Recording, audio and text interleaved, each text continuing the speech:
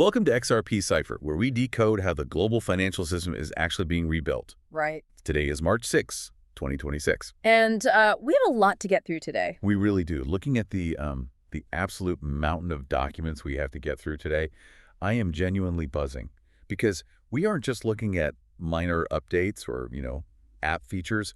We are looking at the literal blueprints of the future. Yeah, the actual plumbing. Exactly. For those of you joining us, you know the drill. This deep dive is designed for you, the learner, the investor, the builder, the intensely curious mind who wants to understand not just what is happening on the surface of global finance, but what is happening deep down in the plumbing. We take a massive stack of complex sources. Very complex today, actually. Very complex academic papers, white papers, press releases, patent filings. Yeah. And we distill them into actionable, crystal clear insights without losing the nuance. Which is the hard part, but that's why we're here. Okay, let's unpack this. Our mission today is twofold. First, we are going to explore the XRP Ledger's engine room.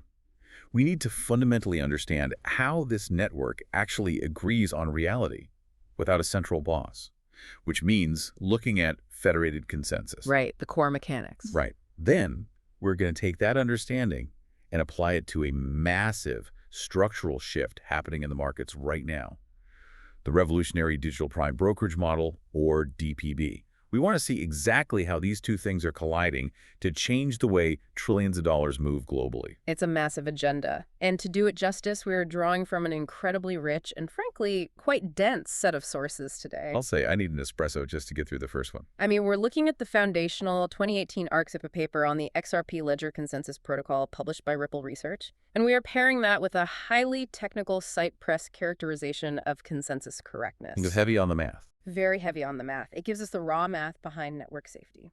From there, we move into the market application, diving deep into Ripple's newly released Blueprint for Institutional Digital Assets Trading white paper, alongside LCX's voluntary MICA white paper. And some real-world market data too, right? Exactly. To ground all of this in reality, we have a trove of recent market data covering the repo market, the yen carry trade, and the accelerating institutional adoption of Ripple's stablecoin, RLUSD. So a lot of pieces on the board. It is. What's fascinating here is that when you lay all these documents out on a table and start connecting the dots, a very clear, undeniable picture emerges. A complete shift in the model. Right. We are witnessing the total unbundling of traditional retail-focused crypto exchanges. What is replacing them is the installation of a mature, institutional-grade financial plumbing system. The era of the fragmented, siloed crypto exchange is ending, and the era of the digital prime broker has arrived. Which is exactly why you, listening right now, need to care about this. Whether you are prepping for a major strategic meeting, managing your own portfolio, or you're just someone who loves understanding how the world actually works beneath the hood, understanding this specific shift is the shortcut. It really is the cheat code. It is the absolute shortcut to seeing how the next decade of global value transfer will be routed, settled, and secured. We aren't talking about retail trading or meme coins today. We are talking about the multi-trillion-dollar infrastructure of the global economy. So we need to start at the foundation. So let's start right at the core, the engine room. Let's do it. Before we can talk about global prime brokerages or quadrillion-dollar derivatives markets, I need a bit of a refresher on the foundational problem of any digital payment system. The double spend problem? Right. If I hand you a physical $20 bill, I no longer have that $20 bill. You have it. The physical reality of the paper and cotton prevents me from spending it twice. Because you literally don't hold it anymore. Exactly. But in the digital realm, everything is just data. It's just a file, and files can be copied. So the fundamental problem in digital finance has always been the double spend problem. How do we agree on the state of the network and who owns what without having a central boss? Like a traditional bank. Right, like a traditional bank keeping the master ledger. Now, I know Bitcoin solved this using proof of work, where miners burn massive amounts of electricity to solve math puzzles, competing to win the right to update the ledger. And Ethereum uses proof of stake, where people lock up capital to secure the network. But my understanding for these sources is that the XRP ledger does not use mining. It does not. It does not use staking. So how on earth does it work? It uses a completely different philosophical and mathematical approach. The XRP ledger utilizes a Byzantine fault-tolerant agreement protocol over collectively trusted subnetworks. Okay, that's a mouthful. It is, but it's formally known as Federated consensus. The goal here isn't to have participants compete in a massive, energy-intensive race for a financial reward like Bitcoin miners do. So there's no race. No race at all. The goal is simply to agree on a set of transactions, apply them in a well-defined, deterministic order, and confirm that everyone on the network got the exact same mathematical result. When that happens, the ledger is validated. Okay, I have to stop you there because whenever I read Byzantine fault-tolerant agreement protocol, my eyes start to glaze over. That's fair. To make sense of this without needing a PhD in computer science, I kept thinking about a courtroom while reading the 2018 R5 paper. Let me run this jury analogy by you, and you tell me if I'm fundamentally understanding how this network operates. Go for it. Instead of miners competing in a race to find a hash, the XRP ledger network uses what is called a unique node list, or a UNL. I picture the validators on this UNL exactly like jurors sitting in a courtroom. I like where this is going. So these jurors are presented with evidence. Transactions. Right, which in this case is a batch of candidate transactions submitted by users all over the world. Alice wants to send Bob 10 XRP, Charlie wants to trade XRP for RLUSD, and so on. Now, the jurors don't just instantly vote yes or no in a vacuum. They don't. They deliberate. And they deliberate in multiple iterative rounds. They look at the evidence, they look at what the other trusted jurors in the room are proposing, and they constantly update their own proposals based on what the rest of the jury is saying. They are continuously communicating. Yes. And here is the kicker that really stood out to me. To reach a final binding verdict, which means a fully validated, closed ledger, these jurors must reach an 80% supermajority. Not 51%. Not 51%, not a simple majority of 60%. They need 80% of the trusted jury to look at the exact same set of transactions and mathematically agree, yes, this is the valid state of the network.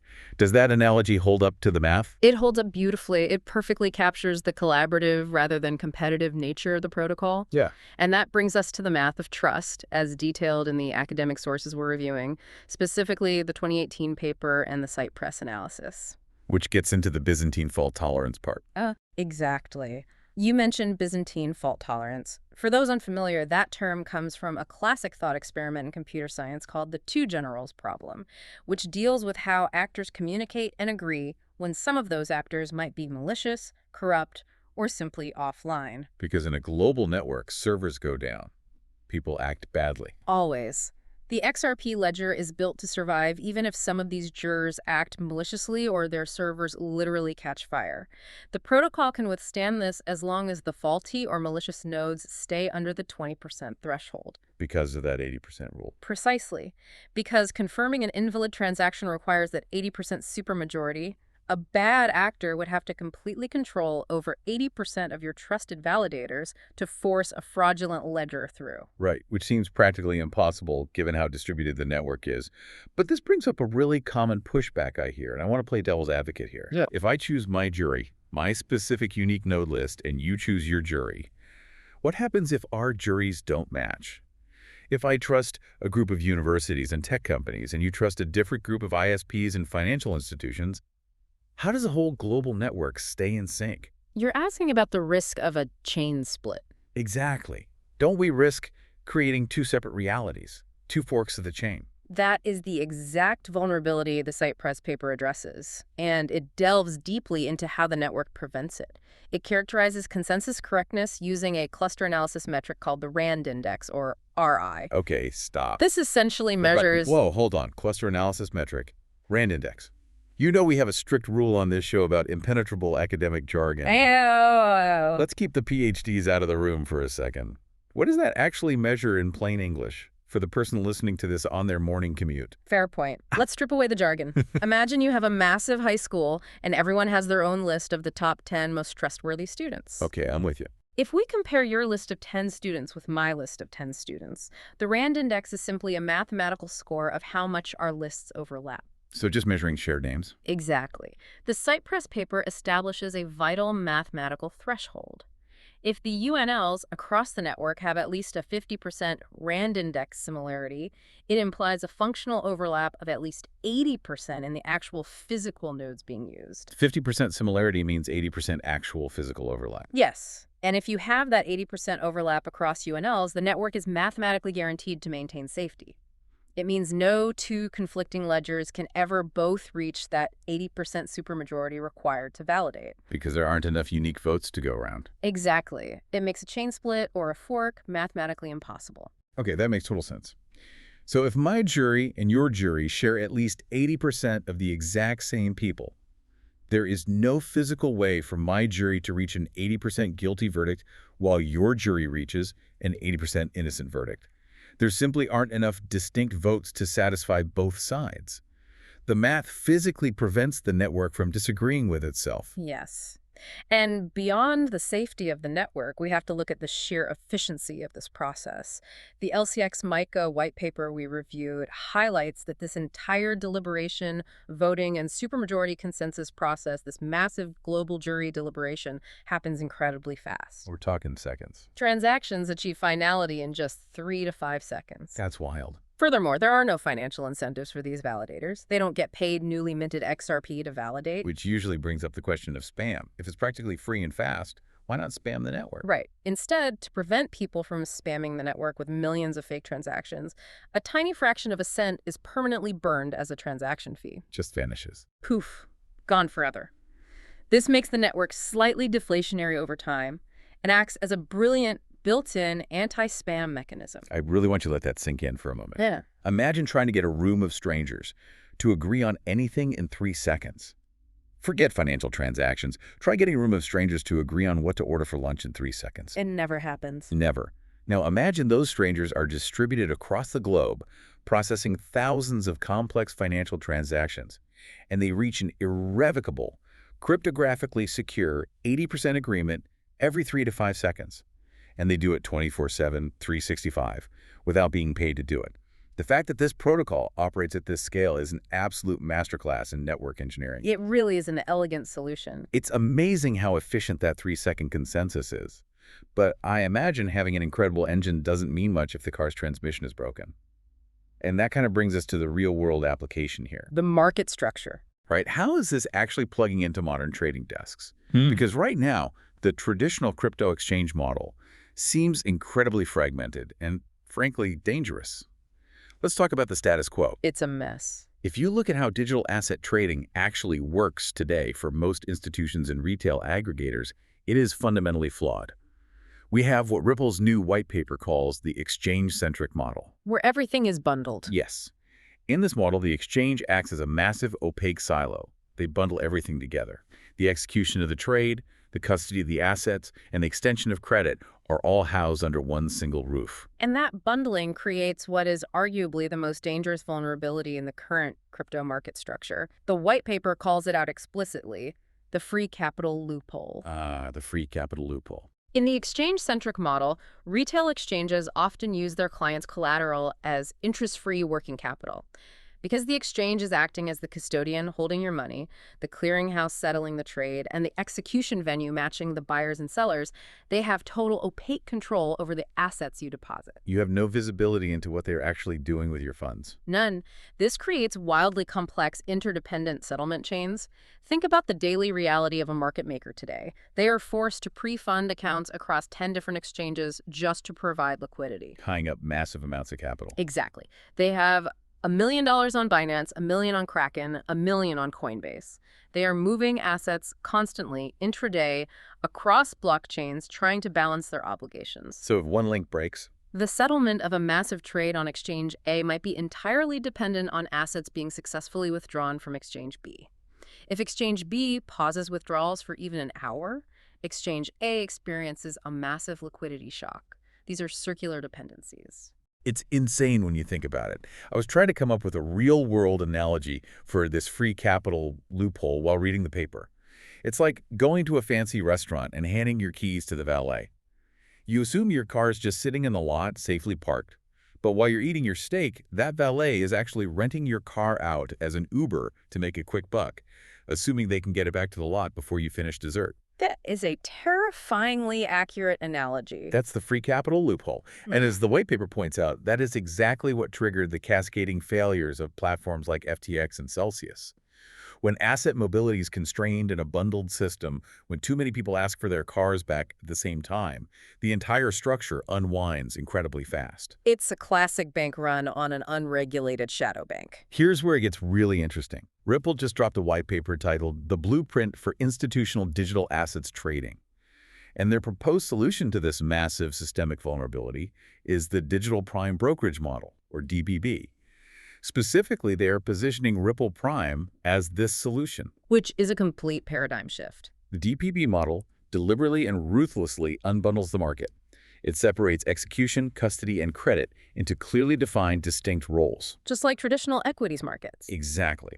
Instead of an institution having to open accounts on Binance, Coinbase, Kraken, and 10 other OTC desks and constantly wiring funds between them, the DPB uses what's called a give-up model. The give-up model is key here. The DPB sits in the middle.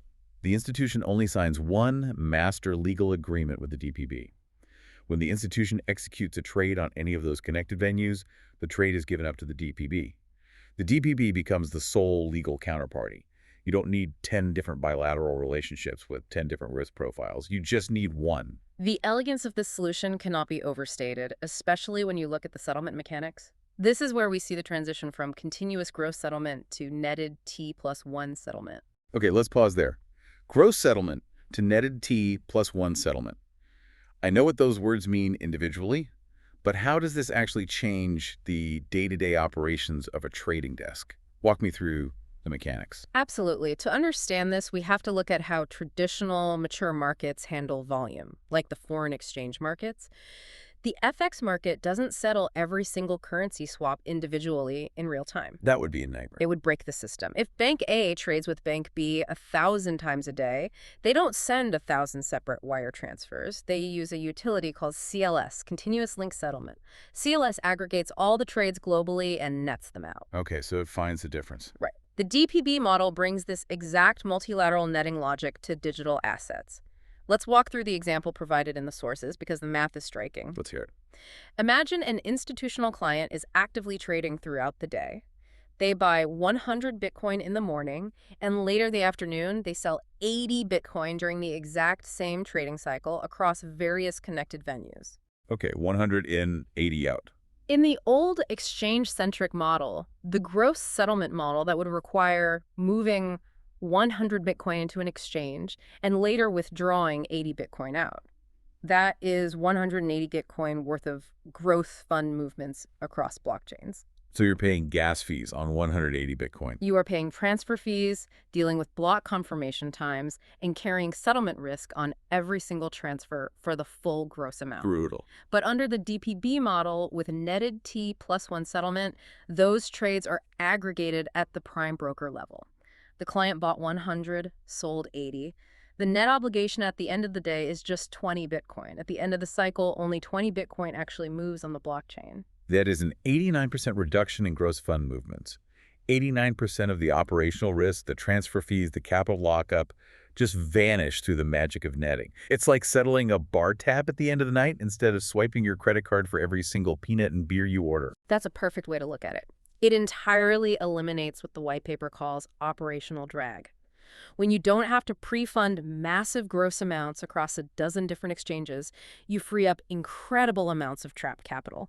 The capital efficiency skyrockets. Because that capital is no longer just sitting there acting as a buffer. Institutions can take that freed up capital and deploy it elsewhere, generating yield, rather than letting it sit idle as a protective buffer on an offshore exchange, just in case they need to make a trade. And what's wild is that this isn't just theoretical white paper talk. This isn't a roadmap for 2030. This is live right now. The press release we have from December 2025 details Ripple's expanded partnership with TJM Investments. That was a huge announcement. And for those who don't know, TJM is a heavy hitter. They are a FINRA registered broker-dealer and an NFA registered introducing broker. They have been doing traditional finance for over a quarter of a century. And now they are actively utilizing Ripple Prime to expand their institutional coverage into digital assets. They're using the DPB model. They are plugging into this exact netting structure today. TJM's clients, which are hedge funds, family offices, asset managers, are getting digital asset exposure without ever having to wire a single dollar to an unregulated offshore exchange. That's the real value proposition, safety. They're using regulated traditional brokerage rails that have simply swapped out their legacy settlement engine for Ripple's DPB infrastructure. It's essentially the ultimate Trojan horse for institutional crypto adoption. If we connect this to the bigger picture, we start to see how this DPB infrastructure paves the way for the tokenization of the largest financial markets on Earth. Retail crypto Twitter loves to obsess over daily trading volumes on spot exchanges. They watch the Bitcoin to USD pair on Coinbase like a hawk. Oh yeah, every tick. But macro desks know that the real liquidity engine of global finance isn't spot trading. It's the repo market. The repo market. Repurchase agreements. This is where the numbers get so big they almost lose their meaning. We are talking about the true plumbing of Wall Street here. Exactly. Repurchase agreements, or repos, are fundamentally how institutions borrow cash against securities, usually on an overnight basis.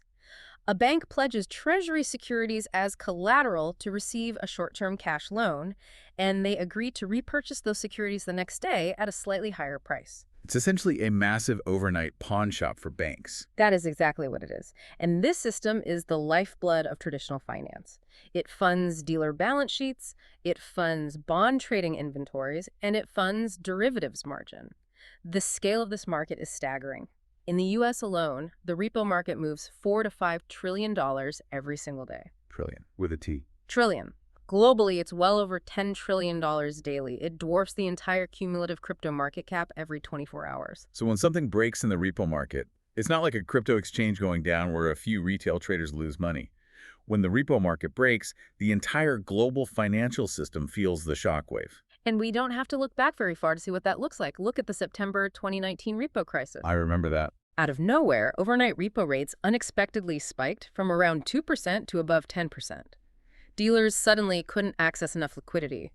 It was a complete seizure of the interbank lending market, forcing the Federal Reserve to panic and step in, injecting hundreds of billions of dollars just to stabilize the market. Just to keep the lights on. But here's the critical insight from our sources and why blockchain is suddenly the darling of Wall Street.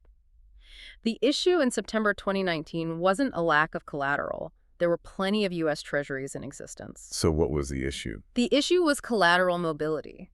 The treasuries physically existed on bank balance sheets, but the legacy custodial transfer systems, the manual end-of-day reconciliations, the T+2 settlement delays, they prevented the collateral from moving fast enough to where the liquidity was desperately needed. The plumbing was clogged? The plumbing was simply too slow and too clogged to handle the crisis. And that right there is the multi-trillion-dollar use case for blockchain that no one talks about. Tokenized collateral mobility. Instead of waiting 2 days for a custodian to manually verify and transfer a paper-based or legacy digital treasury bond, a tokenized treasury bond can move instantly via a smart contract. Instant settlement. The verification is cryptographic. The settlement is instant.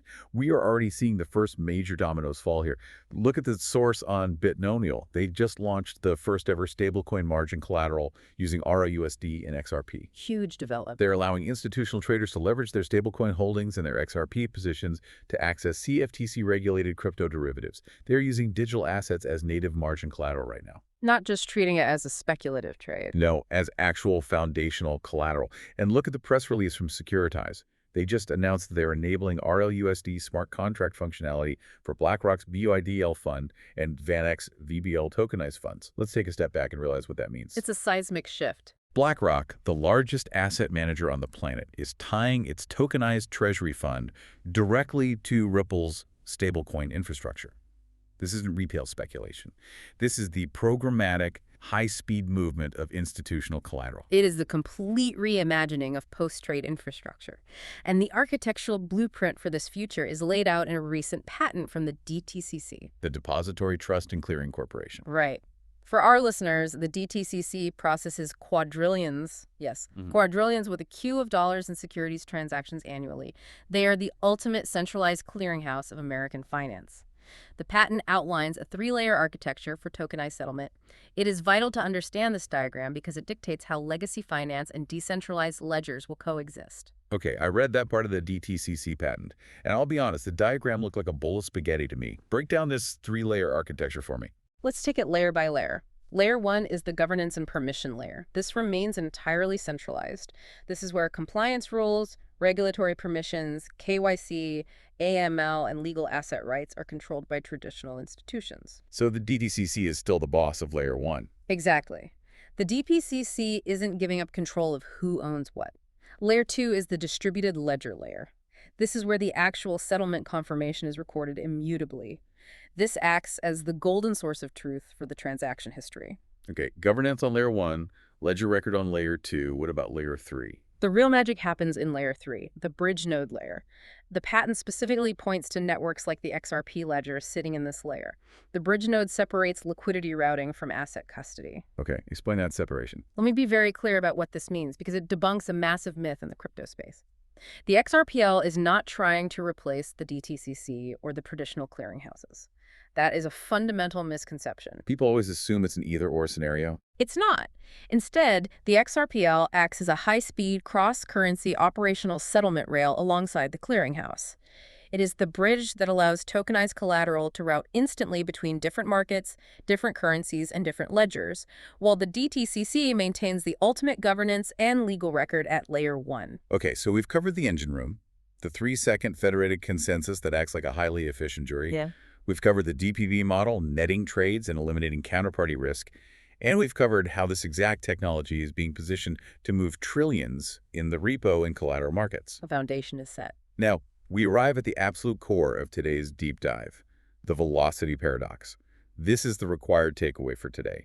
If you are listening to this on a run or driving to work, and you only remember one thing from this entire hour, let it be this next concept. This is where the math flips traditional thinking upside down. To understand how XRP is actually valued in an institutional context, we have to look at the settlement liquidity equation. The math is quite simple on the surface, but the implications are profound.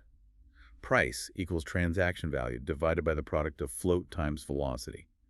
P equals TV divided by F times V. A classic equation in monetary economics. Now, most people in the crypto space look at that equation, or just think about speed in general, and they have this fundamental misconception. They think the XRP ledger is incredibly fast. It settles in 3 seconds.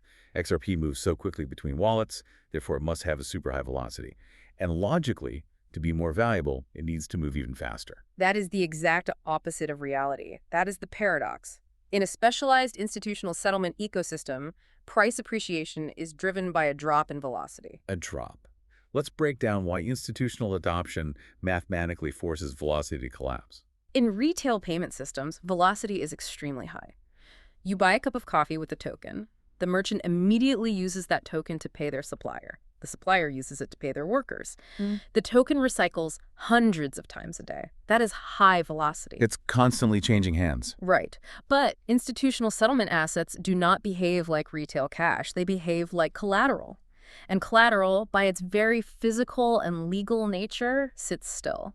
There are 3 main forces driving this velocity collapse according to the research in our stack today. Walk us through them. First, collateral lockups. As we just discussed with Bitnomial, when XRP or a tokenized asset is used as native margin collateral for derivatives trading, it gets parked in clearinghouse pools.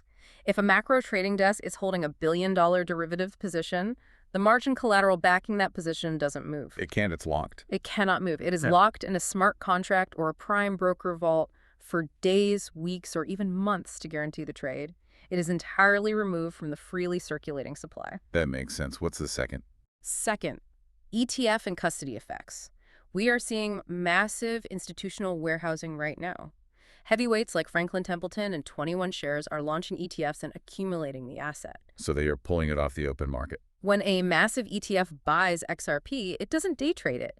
It places it into deep, cold storage custody vaults with entities like Standard Custody or Medico. Again, this removes massive chunks of XRP from the liquid float, turning what was once a high-velocity speculative asset into a zero-velocity stored asset. And the third factor is arguably the biggest, and it comes straight from the global regulators. I know this is a favorite topic of yours. Yes, the regulatory buffers. Under Basel III, and I want to emphasize that, under the Basel III framework and specifically looking at the net stable funding ratio, or NSFR, banks are subjected to strict, non-negotiable liquidity mandates. Let's translate that. Basel III requires financial institutions to hold a significant buffer of high-quality liquid assets on their balance sheets to ensure they can survive a severe 30-day stress scenario. It's basically a mandated rainy day fund. Right. As digital assets become integrated into global banking, and as stablecoins and neutral bridge assets are used for cross-border settlement, banks are required to park these assets as liquidity buffers to satisfy their Basel III requirements. And those buffers are untouchable for daily operations. These buffers are not actively traded. They are defensive reserves. They stay in place for long periods, completely removing them from active circulation. So we have to go back to our equation to see the result. So let's go back to our equation and really spell this out. Price equals transaction value divided by float times velocity. Look at the top of the fraction. Transaction value. With the DPB model and tokenized collateral mobility, we are talking about tapping into the $10 trillion daily repo market and the $1 quadrillion derivatives market. The transaction value is exploding upwards to a scale that is almost hard to comprehend. It's math. Now look at the bottom of the fraction. Float times velocity. The float is shrinking because ETFs and institutional custodians are hoarding it and locking it up. And the velocity is plummeting because of margin collateral lockups at clearinghouses and Basel III liquidity mandates at major banks. The denominator is shrinking while the numerator explodes. So what does this all mean? Listen closely. Price appreciation is driven by a drop in velocity as XRP is locked in collateral pools. If the transaction value grows to trillions of dollars, while the speed at which the tokens circulate drops to an absolute crawl because they are parked as collateral, the mathematical consequence is absolute. The equation must balance. The equation must balance. And the only way it balances is if each individual unit of the asset represents a vastly larger amount of liquidity. The mass forces the price higher to support the required transaction value. It is a structural repricing mechanism. It has absolutely nothing to do with retail sentiment, meme culture, or technical chart patterns. It is pure infrastructural mathematics. As the asset transitions from a retail payment rail to a core market infrastructure asset, its value is dictated by its role as liquidity capacity. It's an undeniable shift. And this isn't just a Western phenomenon. If we look globally, we see strategic, sovereign-level plays aligning perfectly with this mathematical reality, which brings us to looking at the yen carry trade and MiCA regulations. Let's look at Japan. SBI Holdings, a massive financial conglomerate and a longtime Ripple partner, is executing a strategy that perfectly illustrates this institutional pre-positioning. They are playing chess while others play checkers. According to our sources, SBI is issuing JPY-denominated on-chain security token bonds. These are fully digital bonds, and they pay a normal fixed interest rate of 1.85% to 2.45%. But here's the kicker. In addition to the traditional yield, the bond distributes an XRP benefit to the holders over time. Now, when I first read this, it sounded like a marketing gimmick. But when you dig into the macro environment, you realize this is highly sophisticated. It is a synthetic FX optionality tool. Yeah, I love how the source material breaks this down. The XRP is not the yield. It is a liquidity incentive and a balance sheet bridge. Let's think about Japan's macro environment for a second. The Bank of Japan has essentially run a zero interest rate policy for decades. They have persistent excess yen liquidity, but domestic yields are incredibly low. Money is cheap, but returns are terrible. So you have banks, insurers, and retail savers desperate for anything that protects their capital, is natively denominated in yen, but can later be converted into global liquidity if needed. SBI is giving them exactly that. The bond principal and the interest stay safely in Japanese yen. But the XRP is distributed over time, and it sits off balance sheet relative to the bond. This keeps the structure entirely regulator clean. It seeds XRP onto corporate and retail balance sheets gradually as a received asset rather than a traded asset. That distinction, received versus traded, is absolutely critical for how regulators, especially under Basel III, treat the asset. It normalizes XRP as a settlement adjunct, a utility voucher, rather than a speculative risk asset. It changes its entire legal categorization. Which is a brilliant maneuver. But the real genius of the SBI strategy relates to the broader yen carry trade. We need to unpack this because it's the elephant in the global macro room. Let's get into it. For years, investors have engaged in a carry trade. They borrow incredibly cheap yen, convert it to US dollars, and buy higher-yielding assets like US treasuries or tech stocks. The global leverage connected to this carry trade is astronomical, estimated at $1 to $3 trillion. The Achilles heel of any carry trade is FX risk. When Japanese interest rates inevitably rise or the yen strengthens quickly against the dollar, the trade blows up. Everyone rushes to the exit at once. They all try to sell their U.S. assets, buy back yen, and repay their loans. FX markets freeze, UFD funding tightens, and cross-border settlement channels completely break down. It's like everyone in a packed stadium trying to fit through a single exit door while the building is on fire. Exactly. The doorway is traditional correspondent banking, and it simply isn't wide enough. Precisely. And what SBI is doing is pre-positioning alternative exits. By distributing XRP through these domestic bonds today, they are quietly seeding a portable, neutral settlement asset across the Japanese economy. So when the fire starts, they have their own doors. When the carry trade eventually unwinds and traditional SWIFT and correspondent banking channels choke on the sheer volume of panic selling, those who hold an asset that is already distributed, already compliant, and can be mobilized globally without requiring an immediate routed USD conversion, they win. The SBI strategy creates a synthetic FX exit that entirely bypasses traditional choke points. It's a massive, controlled experiment in yen-native liquidity export. It's brilliant. And while Japan is building the liquidity corridors, Europe and the Middle East are pouring the regulatory concrete to secure them. Look at what is happening with MiCA, the markets, and crypto assets regulation in the EU. LCX just filed a voluntary MiCA-compliant white paper specifically for XRP. Now, XRP didn't legally need this white paper because it's not a stablecoin or an electronic money token, but LCX filed it voluntarily to categorize XRP definitively as an other crypto asset, or OTHR. This provides absolute regulatory clarity and transparency. It explicitly defines XRP's role as a decentralized bridge currency for institutional settlements, powered by a federated consensus mechanism, operating completely outside the strictures of security laws in that jurisdiction. It essentially gives European banks the green light to utilize the ledger without fear of regulatory reprisal. We see the exact same regulatory green lights flashing in the Middle East. Abu Dhabi's Financial Services Regulatory Authority, the FSRA, just officially recognized RLUSD as an accepted fiat reference token within the Abu Dhabi Global Market, the ADGM. That is a major stamp of approval. This isn't just a friendly nod from a local regulator. The ADGM is a massive international financial center. This approval means that authorized licensed financial firms in the UAE can legally hold and settle transactions using Ripple's USD stablecoin. So if you step back, When you step back and combine the regulatory clarity of MiCA in Europe, the ADGM approval in the Middle East, the DTCC integration in the US, and the liquidity seeding by SBI in Japan, you have a globally compliant, interconnected framework ready to process trillions in value. it really is a global chessboard. Yeah. And we are watching the pieces move into their final positions right before our eyes. Let's bring this all together because we've covered a staggering amount of ground today. A lot to process, for sure. We started today down in the engine room. We saw how validators on the XRP ledger act like a trusted jury, deliberating and reaching an ironclad 80% supermajority in just 3 seconds, proving that you can have secure, decentralized consensus without the massive energy burn of mining. We then watched how that engine is being hooked up to the digital prime brokerage model.